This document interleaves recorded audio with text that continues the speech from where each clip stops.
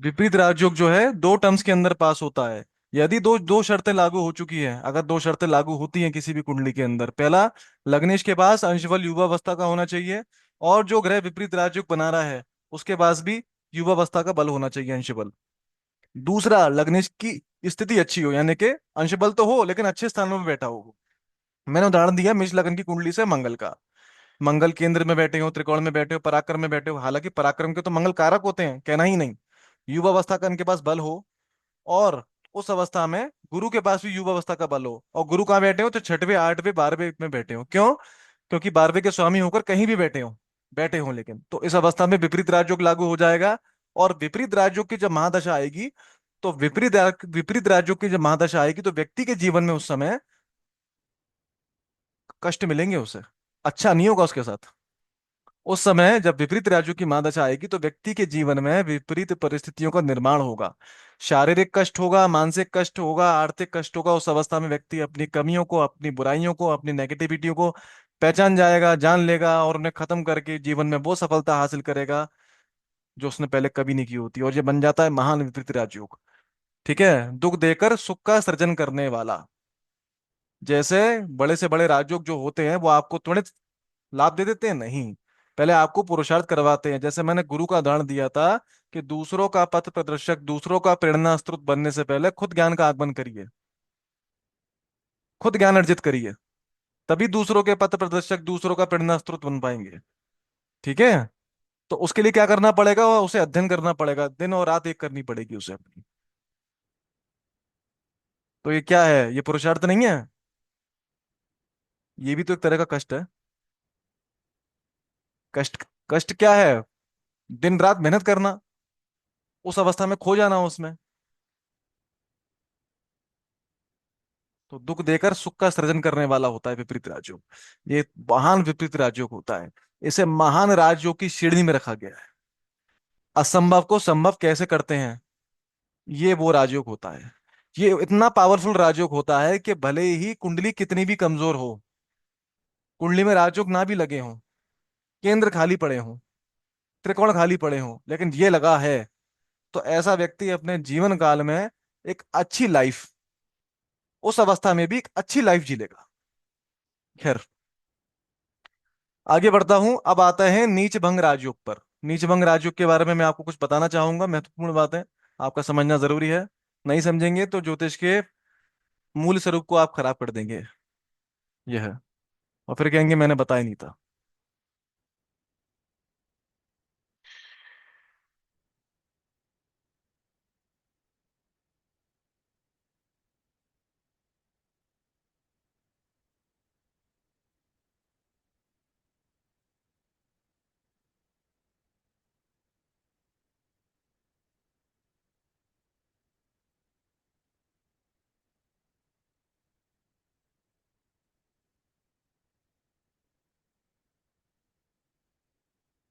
मेष लगन की कुंडली है, यहाँ पर मैंने चतुर्थ भाव पर कर्क राशि आती है, जहां मैंने मंगल और गुरु को बैठाया है।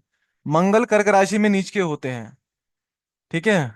और मंगल का जो नीचत्व भंग होता है वो 28 अंश के बाद होता है, ये भी आपको मालूम होगा। तो मंगल में कर्क राशि में नीच के होते हैं। अगर इस मंगल के साथ गुरु बैठ जाए, क्योंकि गुरु कर्क राशि में हो, या उस अवस्था में, मैंने मंगल को रख दिया है यहाँ पर, मैंने यहाँ पर दसम में मंगल को रख दिया, आप गुरु को रख दीजिएगा। मैंने यहाँ पर दसम में मंगल को रख दिया है, यहाँ पर आप गुरु को रख दीजिए। अब सही है। चतुर्थ भाव पे मंगल नीच राशि में बैठे हैं, लेकिन यदि मंगल के साथ गुरु बैठे हैं तो मंगल के नीचत्व को गुरु भंग कर देंगे। मंगल के नीचत्व को गुरु भंग कर देंगे। या अगर मंगल कर्क राशि में बैठे हैं नीच अवस्था में, लेकिन से ठीक सामने गुरु बैठे हैं, तो मंगल के नीचत्व को गुरु भंग कर देंगे, तो भी ये बन जाएगा नीच भंग राजयोग।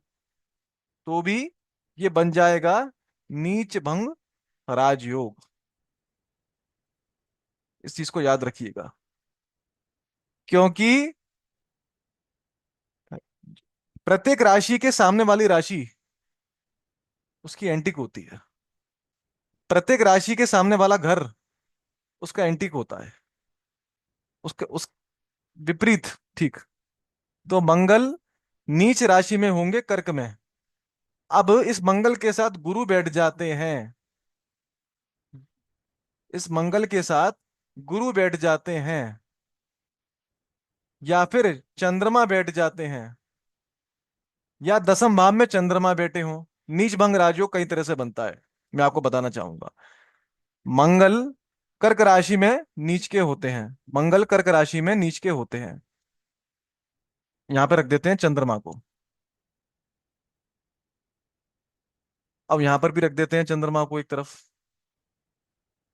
समझने की स्थिति है तो।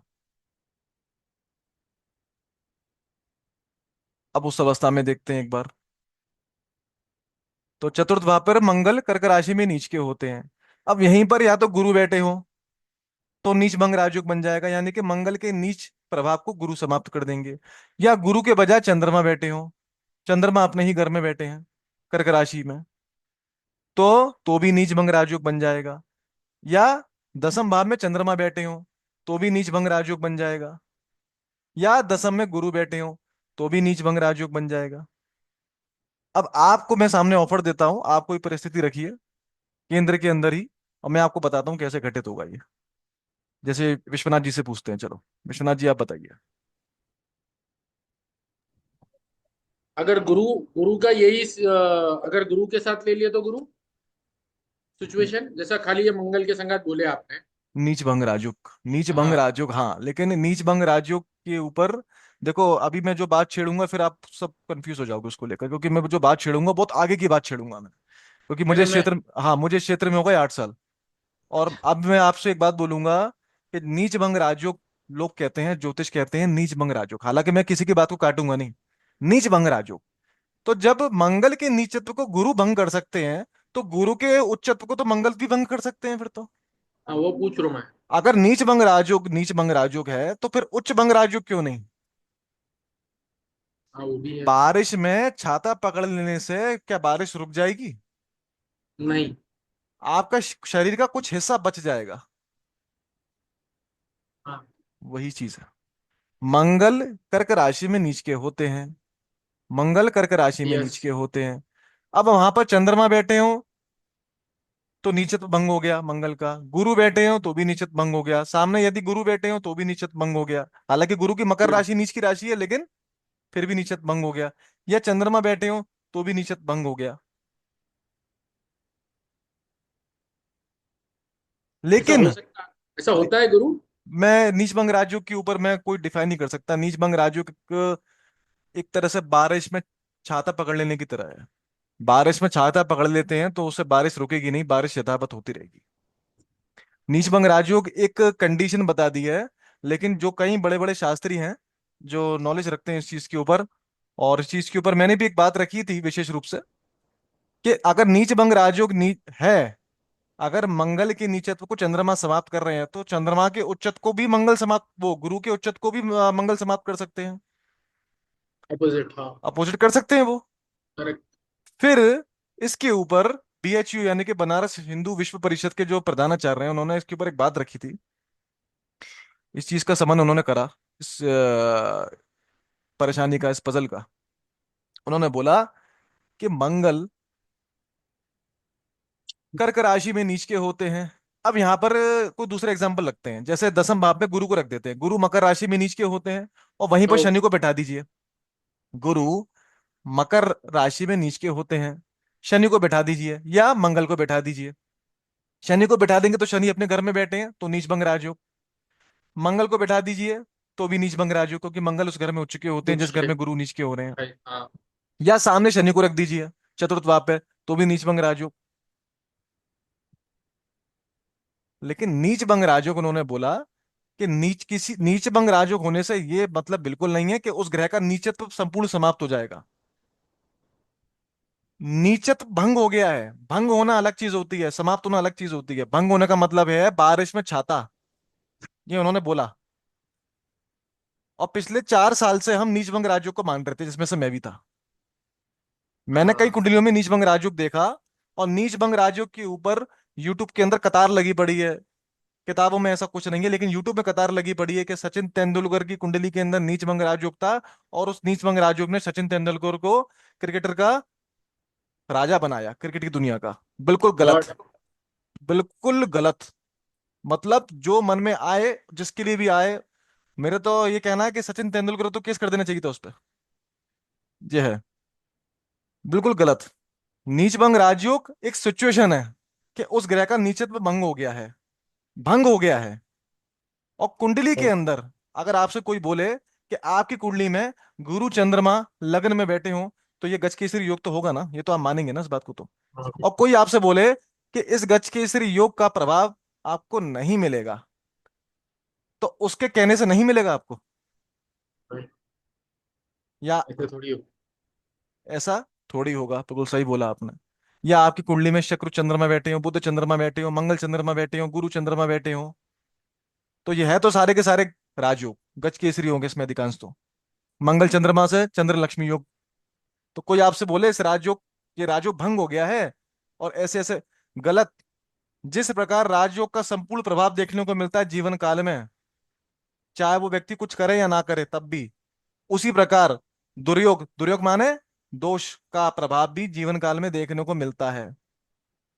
राज्य को कोई भंग कर सकता है? नहीं कर सकता। उसका प्रभाव दृष्टिगोचर है, सर्वदा दृष्टिगोचर होगा होगा होगा होगा। इसी प्रकार दुर्योग का प्रभाव भी दृष्टिगोचर होगा। जब मंगल के नीचत्व को चंद्रमा या गुरु भंग कर सकते हैं, तो मंगल भी तो उनको गुरु के उच्चत्व को भंग कर सकते हैं। तो ये कंडीशन है। खैर, इसके ऊपर मैं कोई बात नहीं रखूंगा इस चीज के ऊपर में। नीचभंग राजयोग है। नीचभंग राजयोग बनता कैसे है, मैंने आपको एक स्थिति बता दी है। इसके ऊपर आगे भी चर्चा करूंगा मैं। नीचभंग राजयोग, हालांकि मैं ज्यादा इसको मैं प्रायोरिटी नहीं देता, मैं इसको ज्यादा प्राथमिकता नहीं देता, क्योंकि मैंने एक सामान्य व्यक्ति की कुंडलियों में नीचभंग राजयोग देखा है। ज्योतिष प्रैक्टिकल का विषय है, ज्योतिष अनुभव का विषय है। जब मुझे निरंतर 8 साल हो गए काम करते करते, तो मैंने अपने जीवन काल में जो कुंडलियां देखी उसमें मैंने देखा कि व्यक्ति एक अच्छी नौकरी मतलब एक प्राइवेट क्षेत्र के अंदर भी एक अच्छी नौकरी के अंदर है, उसकी कुंडली में नीचभंग राजयोग लिखा हुआ है। लेकिन नीचभंग राजयोग होने के बावजूद भी उसके जीवन में वो उठाव नहीं आ पाया, उस ग्रह की महादशा चलने के बावजूद भी। क्यों? इसलिए मैंने देखा, मैंने देखा।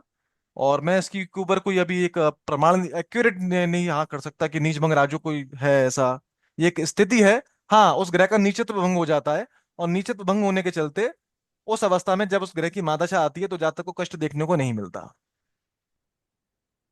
एक बात आपको याद होगी, जब महादशा विवेचन में पढ़ा रहा था, याद आया कुछ? महादशा विवेचन में पढ़ा रहा था, तो उसमें दूसरी स्थिति एक मैंने आपको बताई थी। जब कोई ग्रह अपनी उच्च राशि में बैठा हो, उसके साथ 2 या 3 ग्रह बैठे हों, तो जब उस ग्रह की महादशा, युवराज याद आया? नहीं याद आया?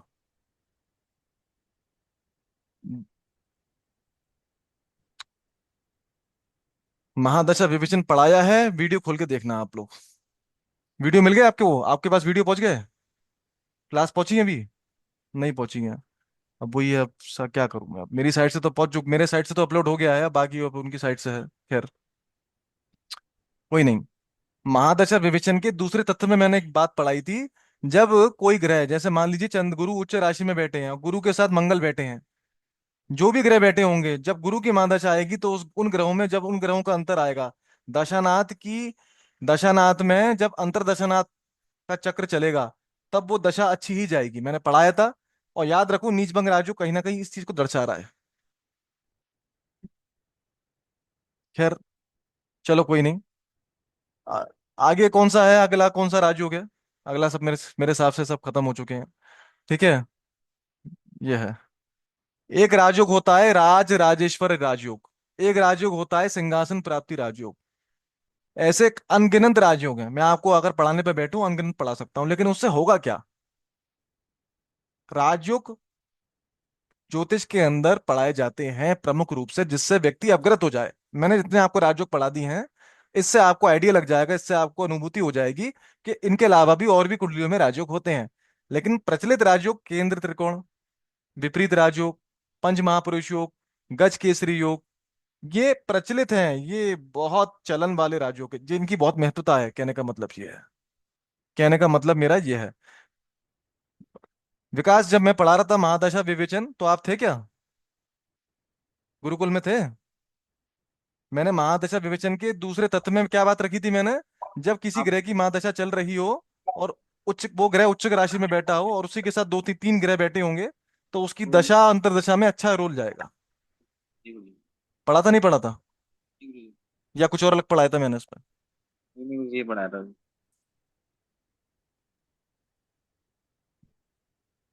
बाकी इस ये क्या हो गया बाकी सबको मुझे समझ नहीं आ रहा, चलो कोई नहीं। ठीक है। तो ये है राजयोग का समापन जो मैंने आज कर दिया है। अब मैं आपको पढ़ाऊंगा, समय निकल चुका, 9:30 बज चुके। अब मैं आपको पढ़ाऊंगा अगले पाठ्यक्रम में दुर्योग, दुर्योग बनते कैसे। लेकिन मैं आपको बता दूं शुरुआत में, अधिकांश राहु के साथ बनने वाली ग्रह युति, राहु राहु के साथ सूर्य की युति ग्रहण, चंद्रमा की ग्रहण, बुध की जड़ तत्व, मंगल की अंगारक, गुरु की चंडाल, शुक्र की लंपट, शनि की श्रापित। जित समझ रहे हैं आप? यानी कि जितने भी दुर्योग बन रहे हैं अधिकांश वो राहु के साथ युति बनाने से बन रहे हैं।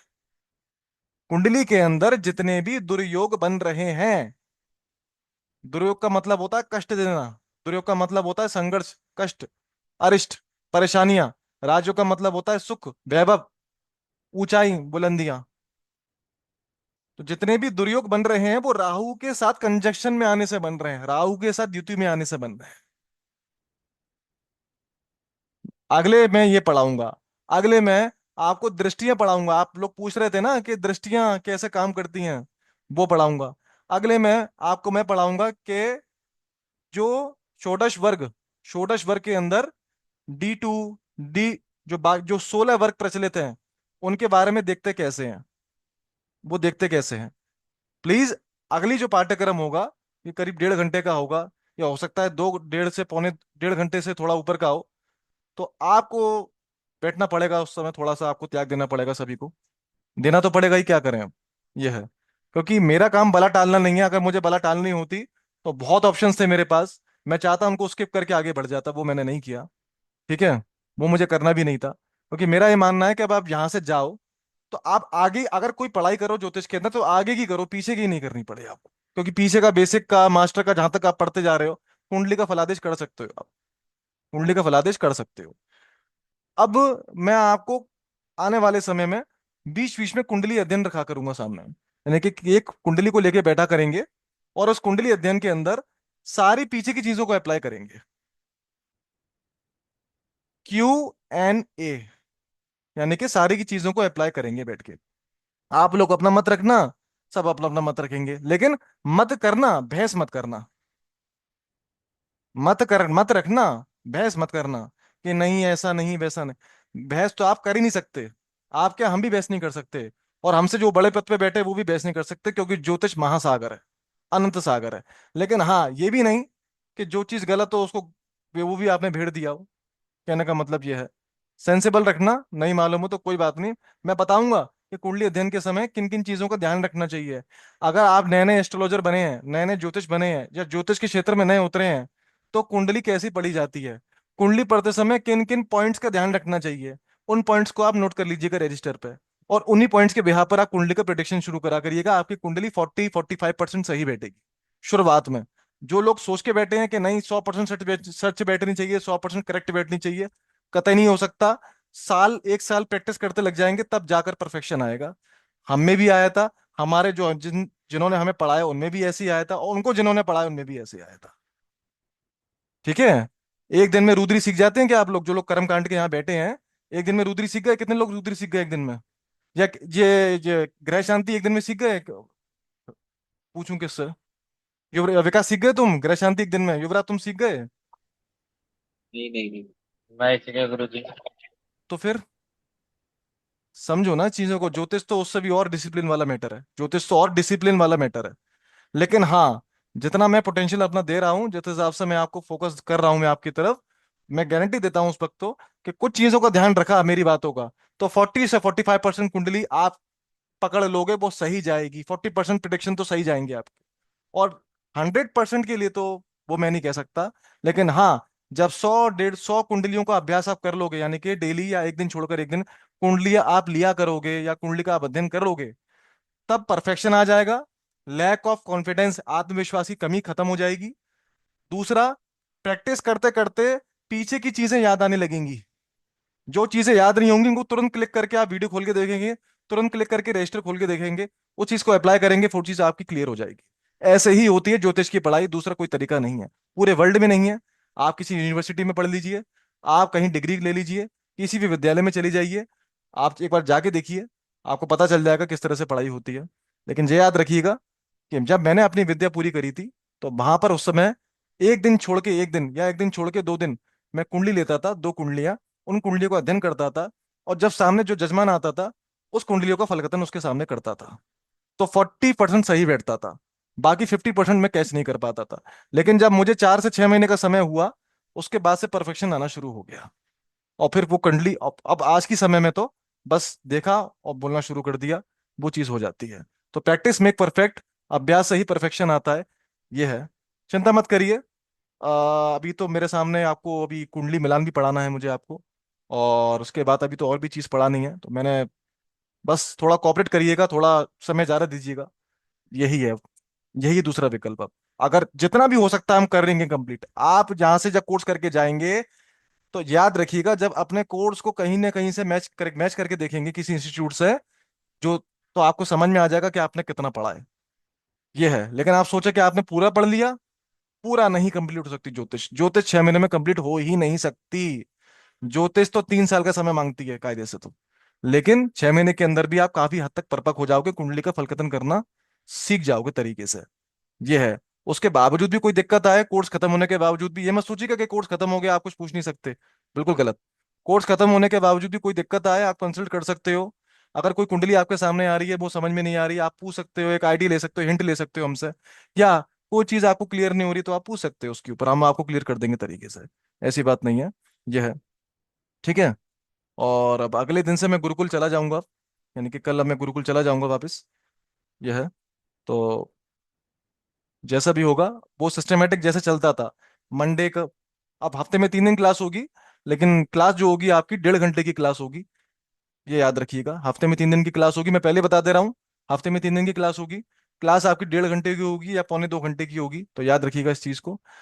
तो अगर आप कर सकते हैं कि क्लास 8 बजे के बजाय 7 बजे हो सके, तो वो ज्यादा बेटर होगा। या जिन लोगों को नहीं हो पाता, ठीक है, कोई दिक्कत नहीं। कोशिश, वैसे विश्वनाथ जी का तो खैर शेड्यूल काफी कंजस्टेड है, समझता हूँ चीज को। कोई दिक्कत नहीं, चलिए, मैं अपना 100% दूंगा फिर भी। यह है। गुरु कल जैसा श्री राम नवमी है, तो ऐसा कुछ रहेगा हमारे लिए करने के लिए? आप अगर कुछ